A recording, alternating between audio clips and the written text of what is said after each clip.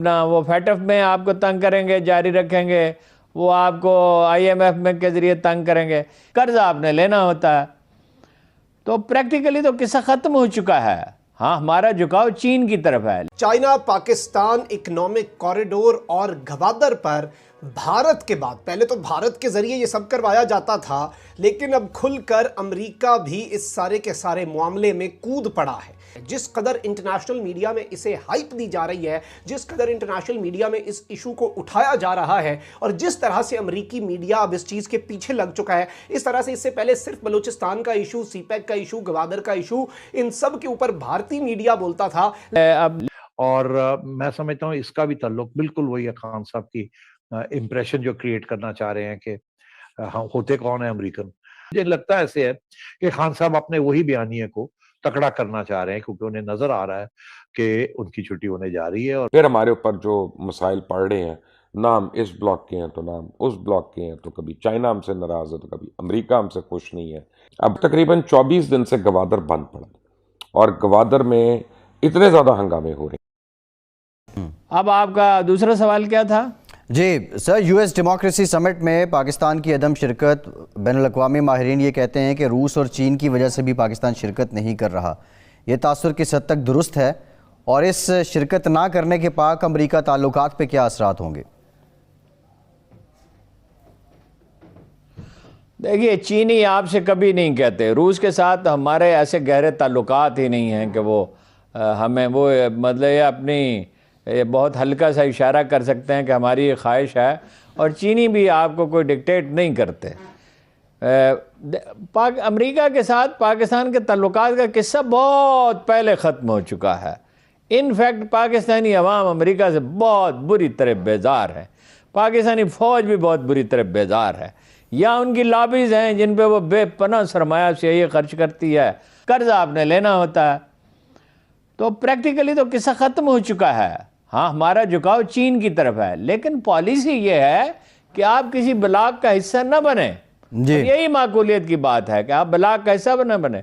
मेरी ज़ाती राय ये है कि निचली सतह की नुमाइंदगी होनी चाहिए थी।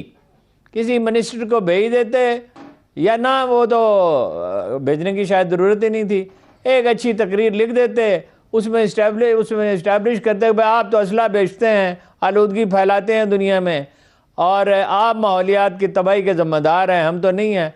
फिर ये कि ताइवान को एक तो रियासत वो तस्लीम ही नहीं करते, इसके बावजूद उसको इनवाइट किया है। इराक़ में बड़ी जमहूरियत है जी, तो अपना तुर्की में जमहूरियत नहीं है, अजीब व गरीब है। ये सारी बातें वहाँ जाके कहते, कोई अपॉर्चुनिटी ज़ाया नहीं की जाती। नतीजा इसका ये होगा, ये दाद तो खान साहब को मुल्क में बहुत मिलेगी, उनकी मकबूलियत में कुछ ना कुछ इजाफा होगा, चाहे वक्ती तौर पे होगे वो हो। लेकिन मेरा ज़ाती ख्याल ये है कि डिप्लोमेसी में ये नहीं किया जाता है, कोई अपॉर्चुनिटी कभी ज़ाया नहीं की जाती। ये बुनियादी उसूल है डिप्लोमेसी का। लिहाजा इसके मुज़मरात तो होंगे। अपना वो फैटफ में आपको तंग करेंगे, जारी रखेंगे, वो आपको आईएमएफ में के ज़रिए तंग करेंगे। सीपैक की रफ्तार क्या होगी, अमेरिका से ताल्लुकात क्या हो। नाज़रीन इकराम, इस वक्त पाकिस्तान को किसी भी इलाकाई सियासत का हिस्सा ना बनने और अमेरिका की चीन और रूस मुखालिफ पॉलिसीज़ में अमेरिका का साथ ना देने के लिए अब बाकायदा तौर पर चाइना पाकिस्तान इकोनॉमिक कॉरिडोर और गवादर पर भारत के बाद, पहले तो भारत के जरिए ये सब करवाया जाता था, लेकिन अब खुलकर अमेरिका भी इस सारे के सारे मामले में कूद पड़ा है।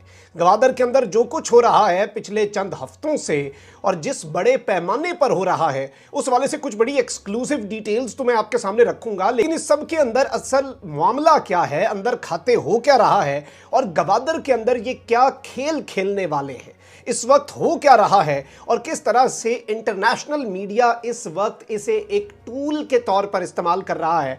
नाज़रीन किराम, गवादर के अंदर गुज़श्ता चंद दिनों से एक तहरीक सामने आई है। इस तहरीक का नाम है हक दो गवादर, और हक दो तहरीक कि हमें हमारा हक चाहिए। और ये धरना जो है ये इस वक्त जारी सारी है और कोस्टल हाईवे जो है गवादर की उस पर भी एहतजाज है। अब के अंदर मैं आपको ये बता दूं कि इसकी सरबराही जो है वो बलूचिस्तान के सूबाई सेक्रेटरी जनरल जमात इस्लामी के जो हैं मौलाना हिदायतुर रहमान कर रहे हैं।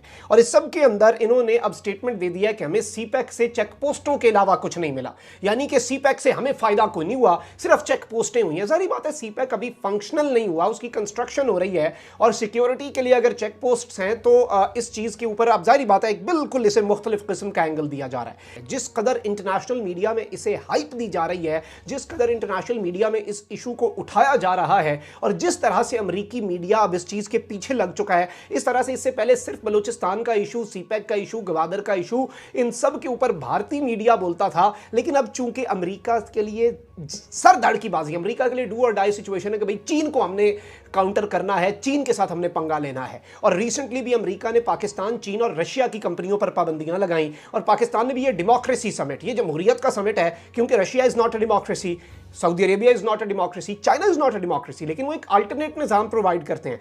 तो इस चीज़ को आप अपने जहन नशीन कर लें। और इस वक्त पाकिस्तान जो है, जारी बात है, फिर सीपैक को अब डिस्टेबलाइज करना अमेरिका के लिए भी बहुत इंपॉर्टेंट हो चुका है, क्योंकि क्लियरली जो बाइडेन की गवर्नमेंट जो है वो चीन को ऊपर नहीं आने देना चाहती। क्योंकि और मैं समझता हूँ इसका भी ताल्लुक बिल्कुल वही है खान साहब की इम्प्रेशन जो क्रिएट करना चाह रहे हैं कि हम होते कौन है अमेरिकन।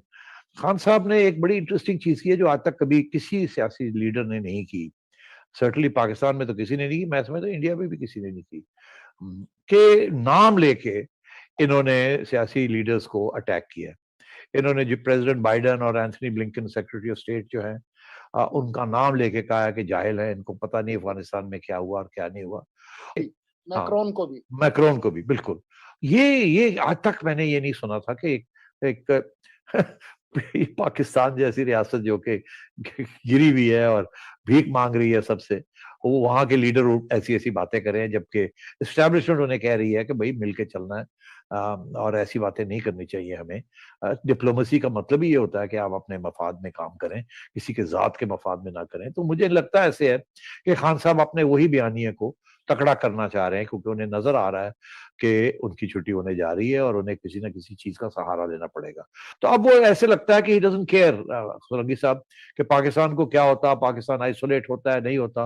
वो अब अपनी रवानगी की तैयारी कर रहे हैं, बोरी बिस्तरा पैक कर रहे हैं और सोच रहे हैं कि अब क्या बयानिया आएगा उस और कैसे मैं आगे जो मरला आ रहा है उसको कैसे टैकल करूंगा। फिर हमारे ऊपर जो मसाइल पड़ रहे हैं, नाम इस ब्लॉक के हैं तो नाम उस ब्लॉक के हैं, तो कभी चाइना हमसे नाराज़ है तो कभी अमेरिका हमसे खुश नहीं है, कभी सऊदी हमसे नाराज़ है तो कभी रशिया से हमारी बन नहीं रही है। तो फिर इस पर एक असूली फैसला यह किया गया कि हमने किसी ब्लॉक का हिस्सा नहीं बनना।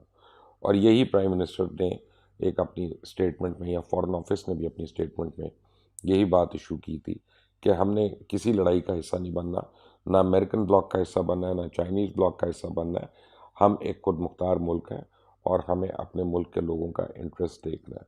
तो बहरहाल अब हो ये रहा है कि इस वक्त अमेरिका ने अपना पंजे जो हैं वो बड़ी बुरी तरह पाकिस्तान के अंदर गाड़ने शुरू कर दिए हैं और काफ़ी मीडिया हमारा जो है आपको रिपोर्ट नहीं कर रहा। और रिपोर्ट ना करने की तो वजह मुझे समझ में नहीं आती है, लेकिन यह है कि लोगों का हक है कि उनको बताया जाए कि क्या हो रहा है, और ये भी हक है कि उनको सही इन्फॉर्मेशन पहुंचाई जाए। इस वक्त तकरीबन 24 दिन से गवादर बंद पड़ा और गवादर में इतने ज़्यादा हंगामे हो रहे हैं और इतने ज़्यादा धरने हो रहे हैं कि गवादर जो है पूरा मुंजमद है। गवादर में जितनी मुझे बताया गया हाईवेज हैं उनके ऊपर ब्लॉकेड्स हैं और उनके ऊपर लोग बैठे हुए हैं और उनका एक 19 डिमांड्स का एक उनका चार्टर है। और उसमें सबसे पहले तो यह है कि जी गवादर वालों को ज़्यादा पहले नौकरी दी जाए, पानी दिया जाए, लोगों का पानी चोरी हो रहा है, मुख्तलिफ डिमांड्स हैं उसके अंदर। GS सिंध वाले भी थे, उनमें TTP वाले भी थे, उनमें बलोच डिसिडेंट ग्रुप्स जो पाकिस्तान और रियासत पाकिस्तान के ख़िलाफ़ काम करते हैं वो लोग भी मौजूद थे।